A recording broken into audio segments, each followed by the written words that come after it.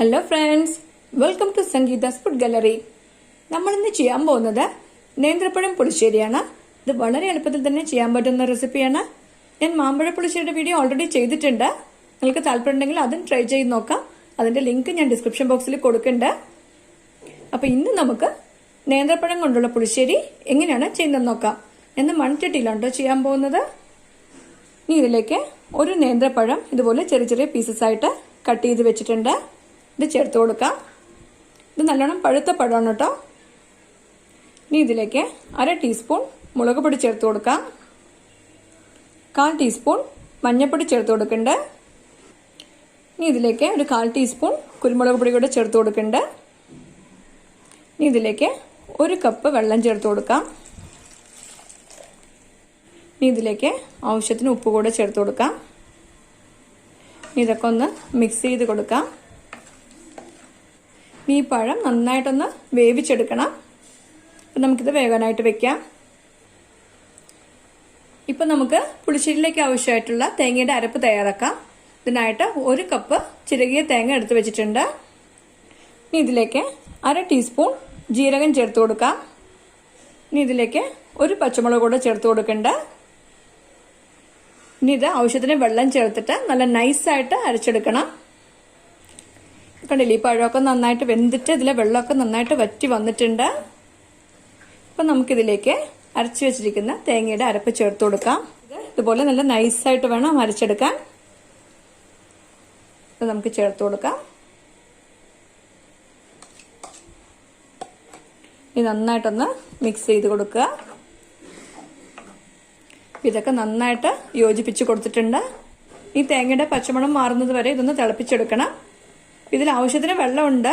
നിങ്ങൾക്ക് ഒരുപാട് തിക്കായിട്ട് തോന്നുന്നുണ്ടെങ്കിൽ മാത്രം ഒരു 1/4 കപ്പ് വെള്ളം ചേർത്ത് കൊടുക്കാം. അധികം വെള്ളം ചേർത്ത് കൊടുക്കണ്ട കേട്ടോ, കുറച്ച് മാത്രം വെള്ളം ചേർത്ത് കൊടുത്താൽ മതി. ഞാനിപ്പോൾ വെള്ളം ഒന്നും ചേർത്ത് കൊടുക്കുന്നില്ല. ഇനി നന്നായിട്ട് ഇതൊന്ന് തിളപ്പിച്ചെടുക്കാം. നന്നായിട്ട് തിളച്ച് വന്നിട്ടുണ്ട്. അപ്പം നമുക്കിതിലേക്ക് തൈര് ചേർത്ത് കൊടുക്കാം. ഇനിയിപ്പോൾ ഒരു 1.5 കപ്പ് നല്ല കെട്ടിയുള്ള തൈരാണ് എടുത്തിരിക്കുന്നത്. ഇത് അത്യാവശ്യം നല്ല പുളിയുള്ള തൈരാണ്. ഇതൊരു ബീറ്റർ വെച്ചിട്ട് നന്നായിട്ട് ബീറ്റ് ചെയ്തിട്ട് വേണം ചേർക്കാൻ. ഇനി അത് ചേർത്ത് കൊടുക്കണ്ട. ബീറ്ററോ സ്പൂണോ ഏത് വേണമെങ്കിലും വെച്ച് ഉടച്ചു കൊടുക്കാം. ഒന്ന് യോജിപ്പിച്ച് കൊടുക്കുക. തീ കുറച്ച് വെക്കണം.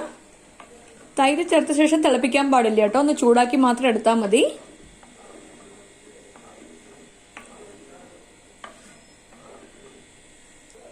ഇതിലേക്ക് പഞ്ചസാര ചേർത്ത് കൊടുക്കണം. 1 ടീസ്പൂൺ പഞ്ചസാര ചേർത്ത് കൊടുക്കണ്ട. പഴത്തിന്റെ മധുരത്തിനനുസരിച്ച് പഞ്ചസാരയുടെ അളവ് കൂട്ടിയോ കുറച്ചോ കൊടുക്കാം. നന്നായിട്ടൊന്ന് മിക്സ് ചെയ്ത് കൊടുക്കുക.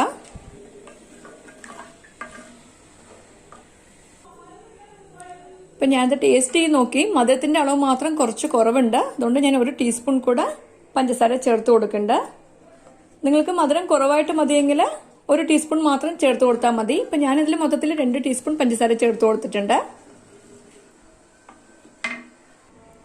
ഇതൊക്കെ നന്നായിട്ട് ചൂടായിട്ടുണ്ട്. ഇപ്പം കണ്ടില്ലേ, ചെറുതായിട്ട് ബബിൾസ് വരാൻ തുടങ്ങിയിട്ടുണ്ട്. അപ്പം ഈ സ്റ്റേജിൽ നമുക്ക് തീ ഓഫ് ചെയ്ത് കൊടുക്കാം. ഇനി നമുക്കിതിലേക്ക് താളിച്ച് ചേർക്കണം. ഒരു പാൻ ചൂടാക്കാനായി വെച്ചിട്ടുണ്ട്. ഇതിലേക്ക് 1.5 ടേബിൾ സ്പൂൺ വെളിച്ചെണ്ണ ചേർത്ത് കൊടുക്കുക.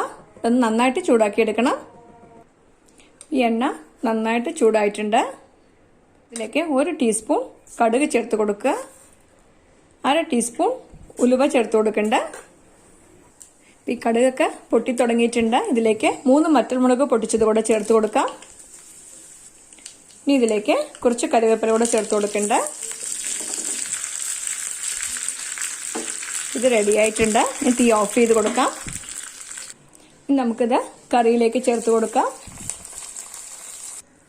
ഇപ്പോൾ അടിപൊളിയായിട്ടുള്ള നമ്മുടെ പഴം പുളിശ്ശേരി റെഡിയായി കഴിഞ്ഞു.